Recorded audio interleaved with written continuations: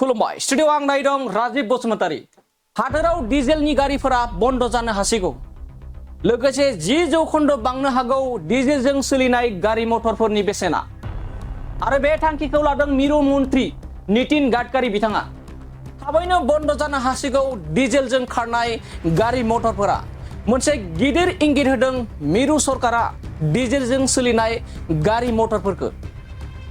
Diesel गारिनिफ्राय गाज्रि आबहावा सोमजिनायखौ लानानै सरकारा सानदों मोनसे गिदिर थांखि। आरो जुदि डिजेल गारिया बन्द जायाब्लाबो डिजेल गारिनि बेसेना खमैबो 10% बांगोन। मिरु रड ट्रान्सपर्ट एन्ड हाइवेनि मिनिस्टार नितिन गडकरी बिथांनि मोनसे गिदिर थांखि। Society of India automobile manufacturer मावफुं हाबाफारियाव बे बिथोनखौ होदों एबा थांखि लादों नितिन गडकरी बिथाङा। बेसेन बांनायनि थाखायबो फाननो हानाय नङा डिजेल गारिफोरखौ। नाथाय दासिमबो डिजेलजों खारजानाय गारिफोरनि सायाव जीएसटीखौ बांहोनाय जाथ'वाखै होननाबो फोरमायनायखौ नुनो मोननाय जादों।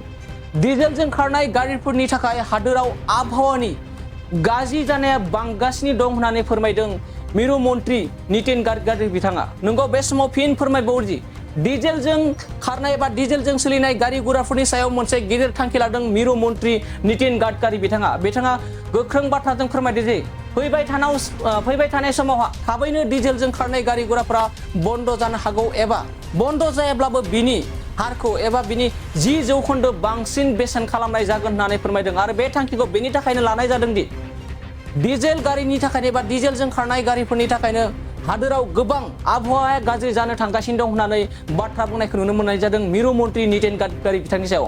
बे समाव फिन फोरमायदि हादोराव डिजेलनि गारिफोरा बन्द जानो हासिगौ। बे समाव फिन फोरमायो हादोराव डिजेल गारिफोरा बन्द जानो हासिगौ। लोगोसे 10% बांनो हागौ डिजेलजों सोलिनाय गारि मटरनि बेसेना। 10% बांनो हागौ डिजेल गारिजों खारनाय गारि मटरनि बेसेना। जुदि बन्द जायाब्लाबो डिजेलजों खारनाय गारिफोरा बन्द जायाब्लाबो बिनि बेसेना 10% बांसिन जानो हागौ। आरो बे थांखिखौ लादों मिरु मन्त्रि नितिन गडकरी बिथाङा।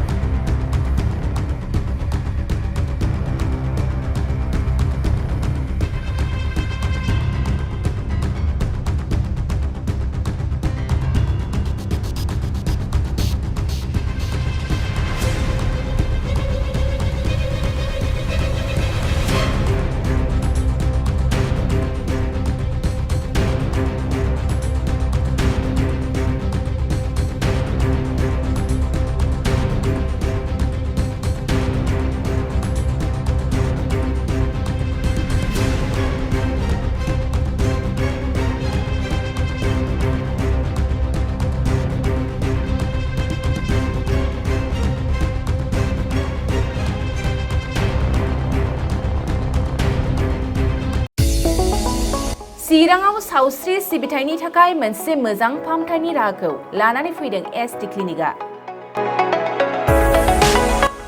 आथिखालाव सुबुंनि देहायाव नुजाथिबाय थानाय डायबिटिस बेरामनि थाखाय मोजां फाहामथाय होयो एसटी क्लिनिकआ।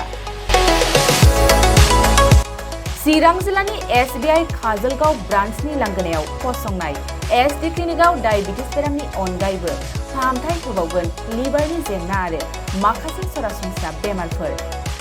बे एसटी क्लिनिकआव डायबिटिस बेरामनि फाहामथायखौ होगोन जर'खा फाहामगिरि डक्टर समिक देबा। नोंथांमोना फुं आरो मोनाबिलि समावबो बे क्लिनिकआव फाहामथाय लानो हागोन। डक्टर, लेबरेटरि, मुलि, इसिजि सिबिथायनि खाबुफोरखौ बे एसटी क्लिनिकआव मोनजोबगोन। जुदि एसटी क्लिनिकआव रायजो राजाफ्रा गाव-गावनि देहायारि जेंनाखौ फाहामथाय लानोबा नैबे मबाइल नम्बर 7002293924 एबा 9954687226 आव थोंजों मुं थिसननो हागोन।